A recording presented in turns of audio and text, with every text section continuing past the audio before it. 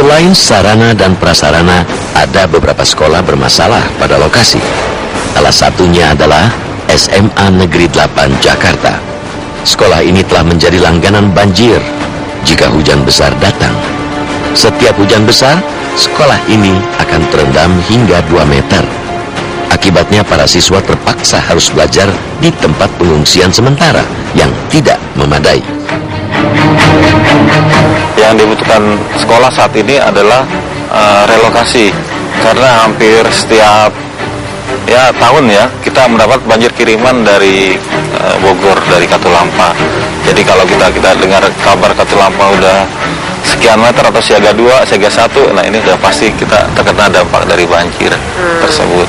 Dan kita mengharapkan adanya relokasi atau program lain lah, mungkin pemerintah punya program lain seperti yang membuat sodetan di Kali Ciliwung itu supaya segera direalisasikan sehingga tidak terkena banjir yang lebih parah lagi. Jadi prinsipnya kalau kita bicara dengan sarana prasarana yang ada di sekolah, kita tetap mengacu pada Permendikbud 24 tahun 2007 tentang sarana prasarana. Untuk pemenuhan itu tentunya kami juga melakukan masukan dari sekolah. Sekolah bisa memberikan satu input ke kami, baik melalui surat ataupun surat dan lain sebagainya. Dan kita juga melakukan satu proses melakukan monitoring, melihat bagaimana kelaikan, ketersediaan dan pendayagunaan sarana prasarana yang ada di sekolah. Kalau yang tadi yang misalnya bangku-bangku yang sering kebanjiran itu kayak gimana Pak? Nah, kondisi ini bangku-bangku yang sering kebanjiran masih kita gunakan.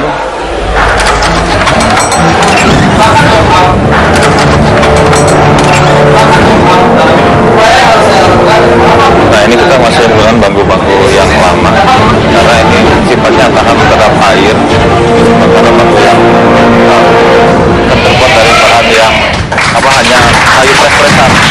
Jadi mudah sekali rusak. Menggunakan bangku ini karena dari kayu jati, begitu selesai banjir ini kita langsung dilap. Ya, jadi kemarin tuh kita sempat kebanjiran di bulan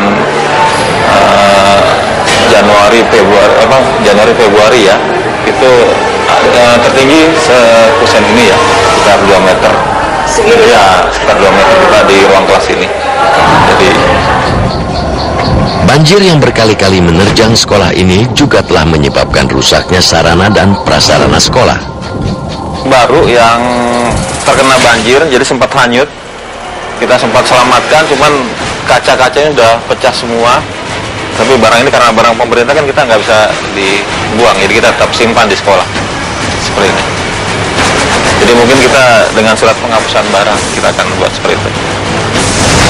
Sebenarnya sih udah cukup sarana prasarananya, cuman tuh gara-gara banjir dari pertama kali aku masuk udah 2 tahun, jadinya cuma kayak lemari tuh di ruang OSIS, terus meja belajar yang kayak bawahnya udah pada lapuk gitu, bahkan aku lihat sih ada beberapa yang udah kayak rusak gitu. Terus lapangan tuh tanahnya tuh nggak rata banget, jadi kalau mau ngadain lomba kayak gini nih, jadi izinnya tuh susah banget karena kan resikonya tuh lebih tinggi daripada lapangan yang at least tanahnya tuh rata. Ini tuh miring, terus licin, terus konblok juga.